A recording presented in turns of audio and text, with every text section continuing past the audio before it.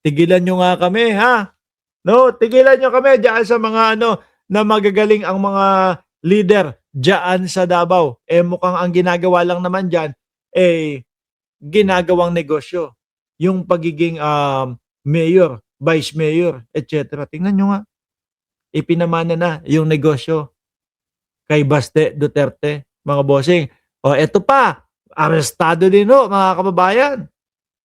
Kung noon ho, panahon ni dating Pangulong Duterte, yung mga Chinese, Chekwa, eh pasok-pasok mga boss chief amo sir, no? Pasok-pasok mga suki. Oh, kasagsagan pa ho ng COVID noon ha, mga boss. Oh, yung mga Chinese pumapasok naka-PPE, no? Baliktad naman po sa pamumuno ni Pangulong Bongbong Marcos, mga kababayan. Yung mga Chinese, lalo na yung mga sangkot sa Pogo, ay nako, kabaliktaran. Uwi, uwi, uwi.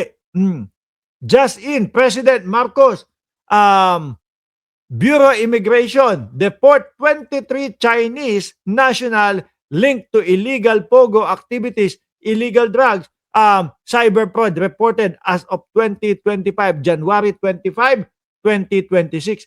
Kabaliktaran naman ho, mga kababayan. Alam niyo kaya madaming natutuwa dito sa pamumuno ni Pangulong Bongbong Marcos. Lalo na yan, mga kaibigan, mga kapatid, mga kabalitaktakan nating mga kakamping.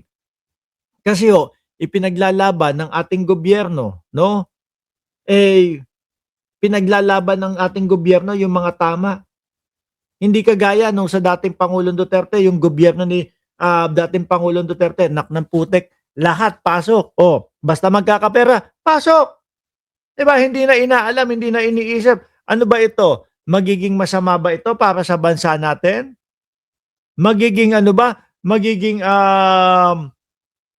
pugad ba ng pasugalan at masasamang loob ang bansa natin pag tinanggap ko itong pogo na to? O sige, pasok, magkakapera tayo dyan. Di ba? Kay Pangulong Bongbong Marcos, ngayon ho, hindi porket magkakapera tayo dyan, eh tanggap lang tayo ng tanggap. No? Kailangan alamin natin yung makapagpapaganda sa ating bayan. Hindi yung porket madaming pera, magkakamal ng pera. O sige, pogo, tuloy-tuloy lang yan. No? Tapos may mga nababalitaan na kapag hindi sumusunod doon sa kanilang mga pinapatrabaho na mga scam ng tao, eh dadalhin doon sa torture lugar na pinagtotorturan ho. O, di po ba? Gusto nyo po ba yon? Siyempre, ayaw ng mamamayang Pilipino. Kung sa ibang lugar nga ho, ibang bansa, eh talagang ang sinasabi sa Pogo, ay naku, ayaw namin yan. Pinagtatawanan nila. Talagang pinagtatabo yan. Pero kay dating Pangulong Duterte, hali kayo, pasok kayo. May pinagyayabang pa dati. Mamamayang Pilipino ang makikinabang dito sa Pogo kasi magkakaroon ng maraming trabaho. Pero tinambak naman yung mga Chinese na nagsipasukan po. Kung maalala nyo yung pastillas, yung pagpapapasok, sa ating airport, mga Chinese, pila-pila, kung di ako nagkakamali, may nakaipit pa na 10,000 daw ho doon sa kanilang pasaporte. Saan doon ang Pilipino ang makikinabang? Sa tax naman, eh magkakamal daw ng pera ang tax ng bayan. Kasi yung mga tax nito, mamukat-mukat mo, karamihan ng Pogo hindi nagbabayad ng tax. O nasaan ang positibong mangyayari para sa Pilipinas? Wala ho.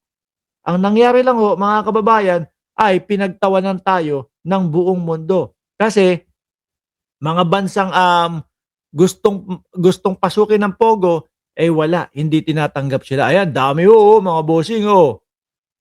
Uwian na, nakasiptay nakasiplak Ay ano, siptay ba tawag diyan? Naubusan siguro yung mga kapulisan natin ng pusas. Di ba? Ganyan ang gobyerno ni Pangulong Bongbong Marcos, mga kababayan. Ultimo na nga lang ho sa West Philippine Sea. Usaping China din ho at Pilipinas, mga kababayan. Ang layo ng pinagkaiba ng dalawang presidente. Yung presidente dati, eh, halos sunod-sunuran lang po sa mga incheck kay Xi Jinping.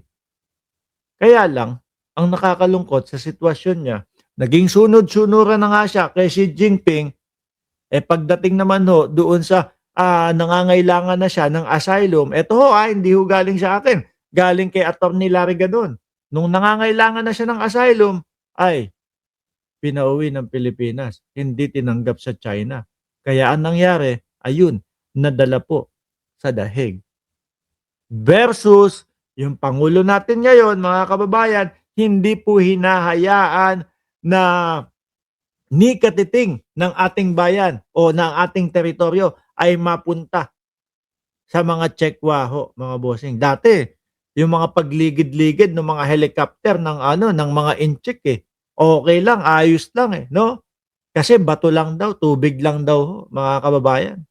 Kay Pangulong Bongbong Marcos, sinisitan nila. Oh, kay Pangulong Bongbong Marcos, yung mga pagkumpuni ng mga BRP Sierra Madre na yan, tuloy.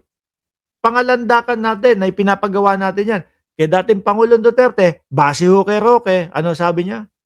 Dinidiskartehan daw ho nila yung pagpasok ng materyales para doon sa BRP Sierra Madre. O akalain mo yun? Barko mo. Tapos, teritoryo mo, yung pinaglalagakan ng barko mo. Tapos, ano daw? Dinidiskartehan. Ibig sabihin niyang dinidiskartehan, patago o palihim nilang ipinapasok yung mga materyales na pangkumpuni doon sa BRP Sierra Madre. Tama ho ba yun? Meron pa silang mga sinasabi dati na weak leader itong si Pangulong Bongbong Marcos. Yung pala, eto talaga yung titindig para sa Pilipinas. No? Kaya hindi ho ako naniniwala, mga kababayan. Hindi ho ako naniniwala doon sa mga pakalat na mga DDS, tsaka yung mga survey na yan, na sinasabi, -3% na lang si Bongbong Marcos. Hindi ho ako naniniwala sa ganun, mga bossing. Bakit po? Kasi kabaliktaran po ng mga ginagawa at mga kinikilos ng ating presidente, mga bossing. 'Di ba? Ang kinikilos ng presidente natin ay puro pagtupad po doon sa mga pangangailangan ng kapwa natin Pilipino. Oh, pagtupad po doon sa pag-ubos ng mga korap na mga opisyal sa ating gobyerno. Tapos, siya pa yung makakakuha ng -3%. Samantalang yung isa, ayun, nasa dahig ngayon. Pabalik-balik lang doon sa dahig. Tapos, siya yung makakakuha ng positibo. Siya yung makakakuha ng mas mataas na grado.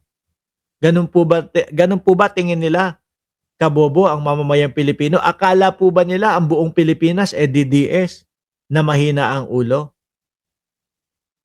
Di ba? Kaya ako, nung nakita ko yung -3% nila, hindi ko pinagpapapansin, no, mga kababayan, no? Alam naman natin na merong ibang mga senador diyan, merong ibang mga politiko diyan na nagmamay-ari po nung mga survey company, di ba? Oh,